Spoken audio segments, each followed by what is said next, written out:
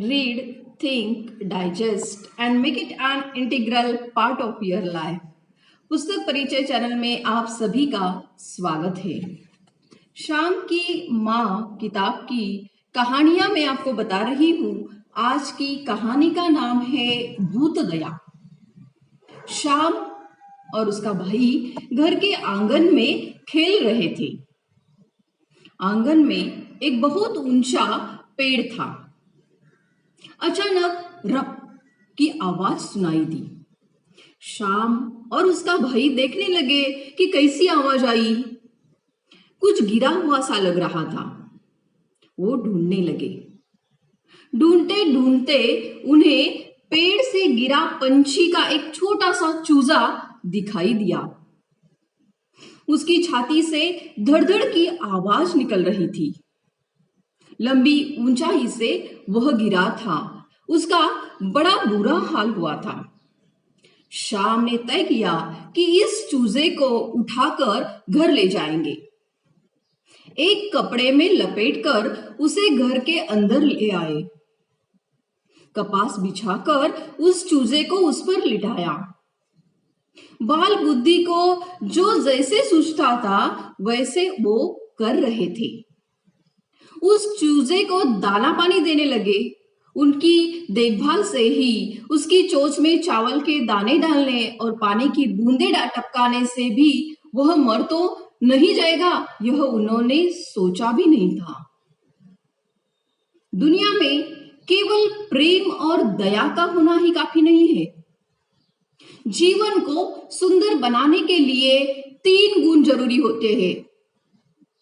पहली बात प्रेम, दूसरी बात ज्ञान और तीसरी बात शक्ति चाहिए। प्रेम, ज्ञान और शक्ति, ये तीनों बातें जिसके पास हो वह जीवन में कृतार्थ हो सकता है। शरीर, मन और बुद्धि का विकास जीवन में बहुत जरूरी है। शाम उस चूजे से प्रेम करता था, लेकिन उसकी देखभाल कैसे करनी चाहिए इसका उसे ज्ञान नहीं था। शाम ने माँ से कहा, माँ देखो तो यह चूजा कैसे कर रहा है। गर्दन को उठा ही नहीं रहा। इसे खाने के लिए क्या दूं? माँ बाहर से आई। प्रेम से उसने उस चूजे को अपने हाथ में उठाया और कहा, शाम यह जी नहीं सकता, इसे सूख से मरने दो। इसे बार बार छूना नहीं, इसे वेदनाएं होती है। बहुत ऊंचाई से वह गिरा है बेचारा। आखिर उसकी चोंच खुली और वह मर गया। शाम ने माँ से पूछा, माँ इस चूजे को हम कहाँ गाड़े? अच्छी सी जगह बताओ ना। माँ ने कहा, इस सेवंती और मोगरे के पौधे के बीच उसे दफनाओ। सेवंती पर सुंदर फूल खिलेंगे और मोगरे के फूलों की चमक और बढ़ेगी। तुमने उस चूजे को प्रेम दिया है, उस प्रेम को वह चूजा कभी भी भूलेगा नहीं। माँ ने कहा, जाओ जल्दी गाड़ दो। मरे हुए को ज्यादा देर तक रखते नहीं है। शाम ने माँ से कहा, उसे लपेटने के लिए कोई एक अच्छा सा कपड़ा दो ना। माँ ने एक पुरानी चोली का एक टुकड़ा दिया। उस रेशमी कपड़े में उस चूजे को रखा। सेवंती और मोगरे के बीच गर्दा खुदा। रेशमी वस्त्र में उस चूजे की देह रखी। आखिर मिट्टी डाली। घर में एक और बैठकर वो दोनों रोने लगे। माँ की नजर गई तो माँ ने पूछा, क्यों इस तरह एक तरफ बैठे हो?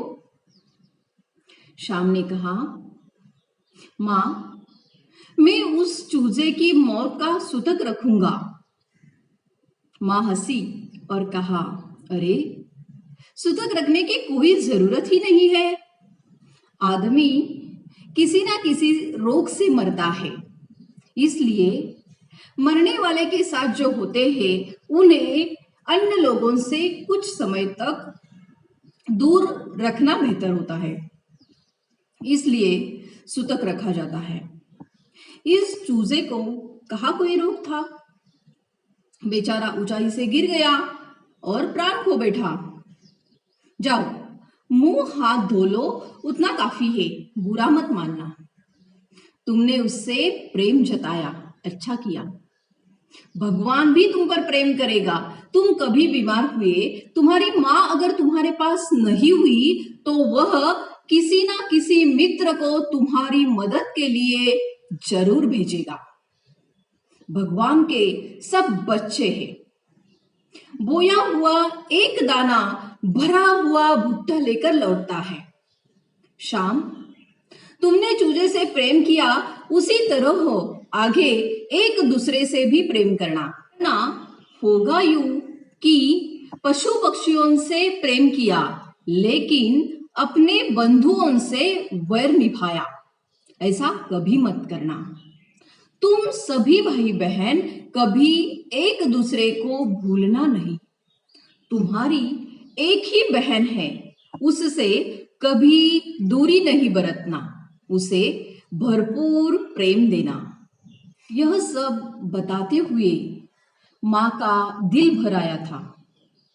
शाम के पिताजी के साथ उनके भाई कैसे पेश आए थे, उसकी तो उसको याद आई होगी।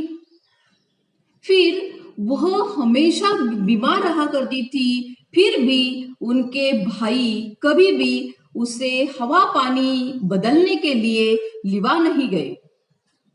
इसका उसे दुख था। उसकी भावना में जो भी रही, लेकिन उसने जो भी कहा वो सच था। बिल्लियां, तोते, कुत्ता आदि से प्रेम करते हैं, लेकिन पड़ोसी से, अपने भाई से, इंसान से प्रेम नहीं करते। इस कहानी से हमें यह समझ में आता है कि हमें हर एक सजीव के साथ इंसानियत से पेश आना चाहिए। Thank you.